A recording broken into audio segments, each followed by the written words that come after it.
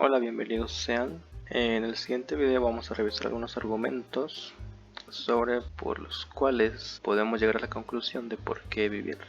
Pues nos vamos a basar en varios conceptos. Entonces empezamos con el concepto del primer ser humano, que sería que todos somos como el primer ser humano. Una persona que llegó aquí a este mundo sin ningún significado, con cierta libertad para hacer lo que él quisiese, y además él podía crear su propia verdad dentro de ese mundo donde él pues habitó. Pero seguimos siendo seres humanos, a final de cuentas seguimos siendo el mismo Homo sapiens. Ahora, el mundo material y el mundo de las ideas proviene de Platón, y nos dice que el mundo material es todo aquello que nos rodea, todo aquello que podemos tocar, sentir. Se puede decir que el mundo en sí, el mundo, la Tierra, es algo material. O sea, tal cual el mundo no representa todo el mundo material, es una parte del mundo material. El universo se puede decir que también forma parte del mundo material, pero no sabemos si existe algo más allá del universo.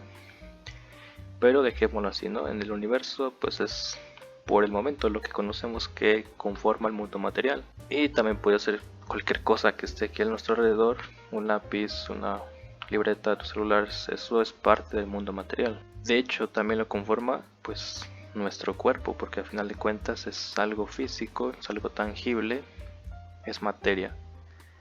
Ahora, el mundo de las ideas sería básicamente ese plano donde se encuentran todos nuestros pensamientos, todo lo abstracto, pero no solamente lo que nosotros pensamos. En mi opinión, también existe todo aquello que desconocemos. O sea, el mundo de las ideas no solamente sería lo que nos concierne a nosotros como humanidad, sino que desde mi punto de vista sería todo aquello abstracto, todo eso que desconocemos y de que alguna manera no es visible. El siguiente concepto sería el absurdo de Albert Camus, donde él nos explica este concepto de que la vida no tiene sentido, pero con diferentes lo hace de diferentes maneras porque tiene varias obras. Ahora, Camus también voy a retomar unas premisas de él para que esto sea más entendible. Nos tiene dos premisas en un principio. La primera es que todos tenemos un sentimiento de propósito. O sea, si se dan cuenta, esto ya es de una forma como universal, ¿no? Como la idea que les hablé del primer ser humano. Todos somos como ese primer ser humano. Él también habla de algo que es como universal entre todos nosotros, de que tenemos un sentimiento de propósito, de que de alguna forma lo buscamos, y con propósito pues sería así como buscar algo que nos haga sentir que tenemos como un objetivo. La otra premisa es que la vida es carente de sentido, ¿no? Tal cual lo dice así, no hace falta explicar un porqué, sino que es una premisa que pues él propone. Y la tercera es que entre la primera y la segunda existe una contradicción, porque teniendo en cuenta que la vida es carente de sentido, nosotros estamos buscando un sentimiento de propósito, ¿no? Entonces es por eso que él habla de que existe una contradicción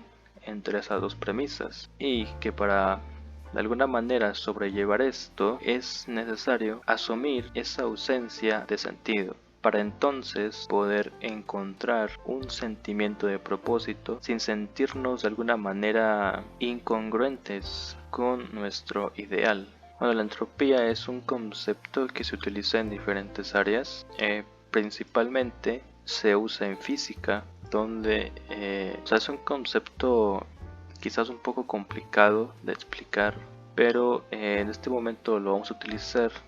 Simplemente la idea de que todo tiende a un desorden, o sea, que el mundo material que nos habla Platón, es caótico. Esto lo podemos ver pues por ejemplo en una fruta, de que pues con el tiempo va a tender a descomponerse.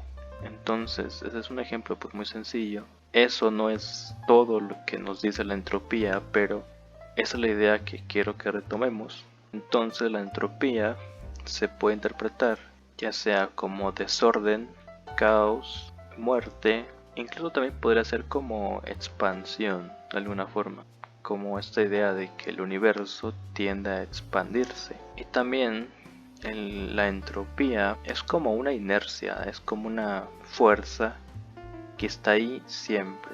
Ahora la verdad, ¿qué sería la verdad? Este concepto lo voy a implementar yo porque no lo tomé de ningún autor, aunque está claro que pues este concepto muchos lo pueden haber interpretado de una manera diferente, pero en este caso yo lo voy a llamar verdad.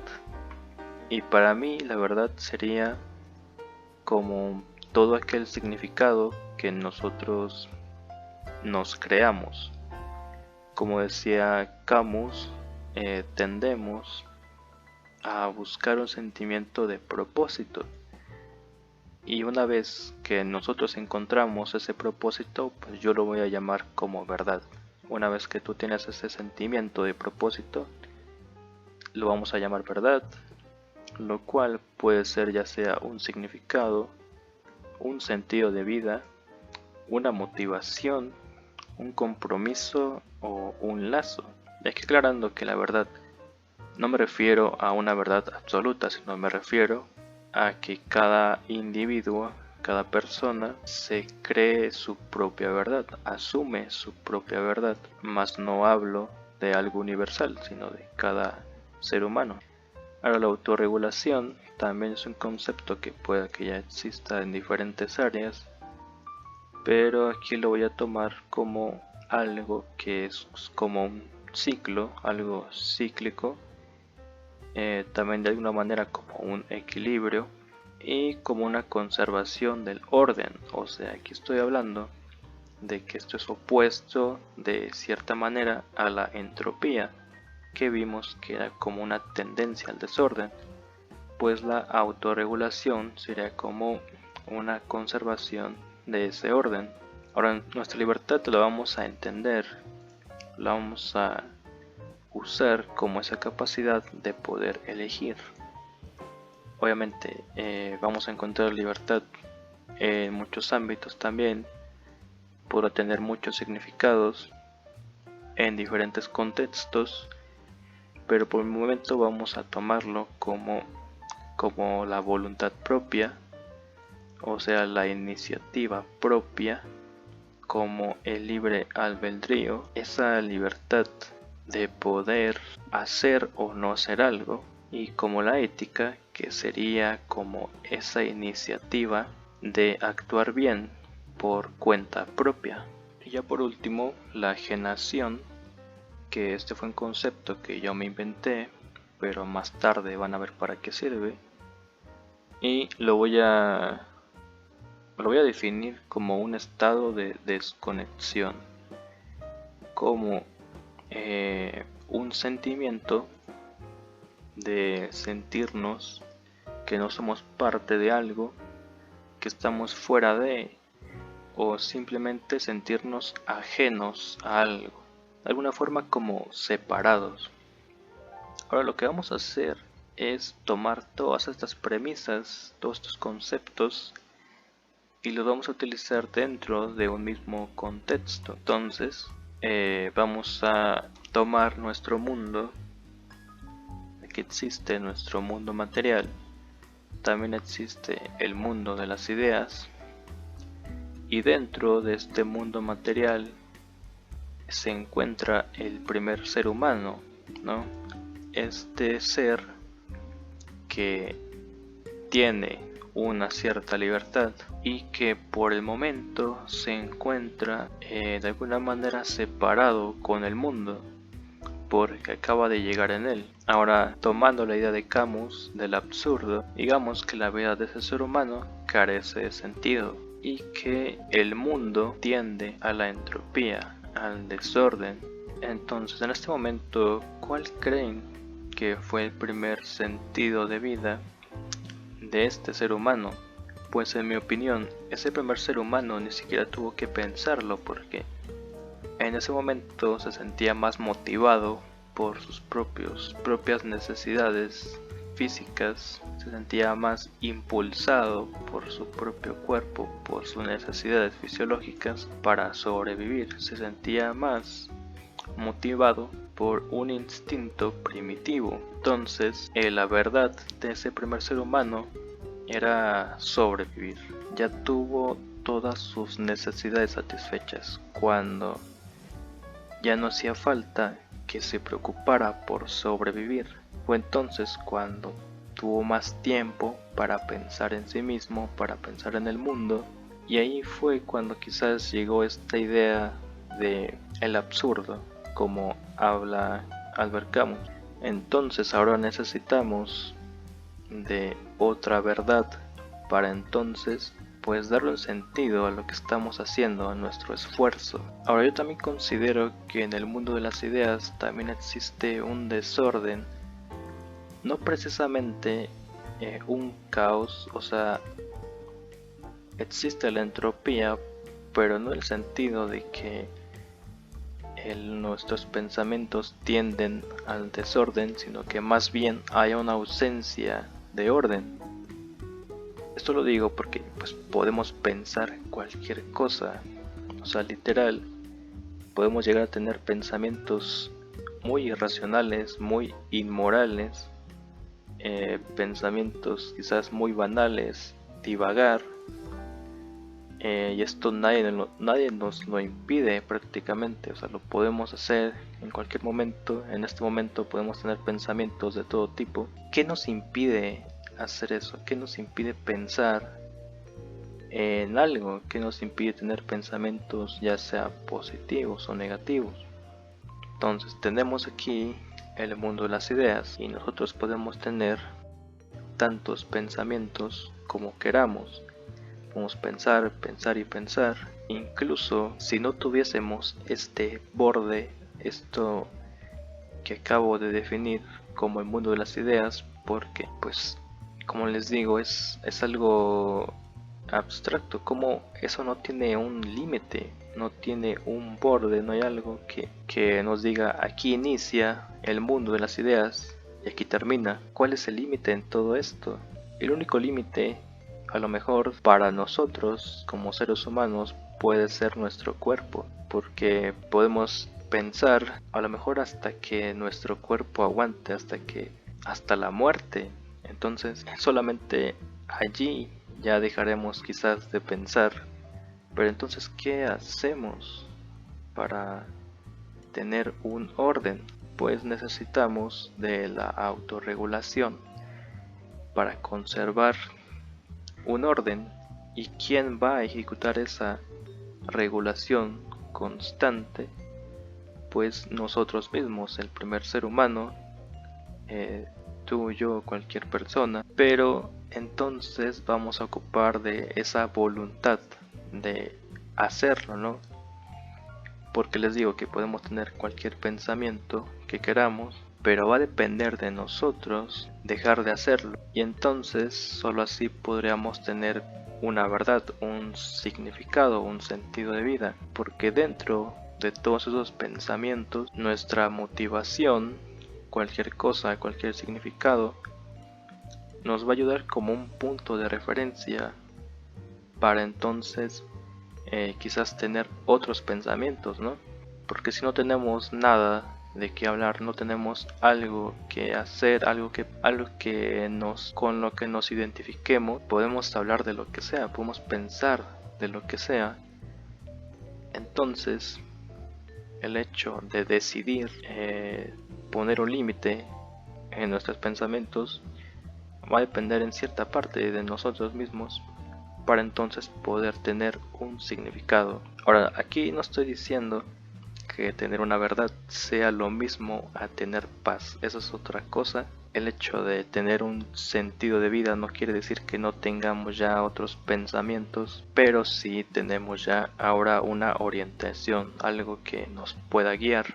La meditación quizás eso sí sea ya como el hecho de poder concentrar nuestra voluntad solamente en algo para evitar quizás la divagación, pero eso también ya sería otro tema. La verdad es que es muy interesante eso y ojalá pueda hablar de ello más tarde. Pero ahora, ¿qué pasa si yo no tengo un significado? Que si yo me siento ajeno al mundo, si yo siento que no tengo un interés por vivir, pues imaginemos que me compro un suéter muy bonito y me lo pongo y me miro en el espejo. O sea, es probable que me sienta un poco raro, ¿no? Como no me siento acostumbrado quizás a vestir de esta forma, o quizás me sorprenda porque me veo diferente. Pero con el tiempo, cuando ya tenga varias experiencias con ese suéter, quizás cuando lo vea ya le tenga un cierto cariño y recuerde momentos cuando lo traía puesto. Entonces, con el tiempo y con experiencias, ese suéter ya va a tener un significado para nosotros, ya va a tener una importancia, pues todas estas cuestiones han sido abarcadas por el existencialismo, que fue una corriente filosófica que tuvo muchos autores, tuvo muchas formas de ver esta perspectiva del ser humano en la ausencia de un Dios, aunque algunos hablaban también de un existencialismo con Dios, otros desde la perspectiva del ateísmo, pero al final de cuentas hablaban de esto mismo. Creo que todos pasamos en algún momento de nuestras vidas por esta parte, ¿no? Por esta crisis existencial de por qué vivir. Ese suéter es similar a cualquier verdad, cualquier cosa que nosotros nos inventemos. A lo mejor en un principio nos sentimos ajenos a la vida y a lo mejor por el hecho de saber que el mundo es absurdo no queremos inventarnos algo porque nos parece tonto. A lo mejor con el tiempo pues nos vamos convenciendo, ya teniendo varias experiencias, sobre todo siendo jóvenes, porque llegamos aquí como el primer hombre, sin nada, sin lazos, llegamos a este mundo ajeno a nosotros. Siempre estamos construyendo significados. Las palabras por sí mismas tienen significado, como las etiquetas, las profesiones, incluso la palabra felicidad o la palabra venganza. Y aquí recupero la hipótesis del psicoanálisis de que la palabra cura y también de que la palabra enferma. Es por esto que podemos tener significados que nos hagan ser funcionales, pero al mismo tiempo dañando a los demás. Por ejemplo, ser reconocido tiene un significado muy fuerte y mediante la agresividad podemos imponer atención, o sea, llamar la atención y por lo tanto ser reconocidos. Nuestra verdad no siempre está construida conscientemente, o sea que por nuestro entorno y por experiencias ajenas llegamos a tener significados que nos acomplejen, y por eso hacía énfasis en la voluntad, ya que habrá un punto donde nosotros tendremos que hacernos cargo de nuestra verdad, y pues el humanismo lo llama responsabilidad. Entonces podemos reconstruir nuestra verdad como se hace en la terapia narrativa, y la historia de la humanidad está llena de significados y verdades. Si has llegado a este punto del video, te agradezco mucho. Puedes apoyarme en Patreon para que siga con este proyecto y mejorar la calidad. Y ahí mismo también estaré subiendo los esquemas de todos los videos. Muchas gracias. Stars shining bright above you. Night breezes seem to whisper I love you. Birds singing in the circle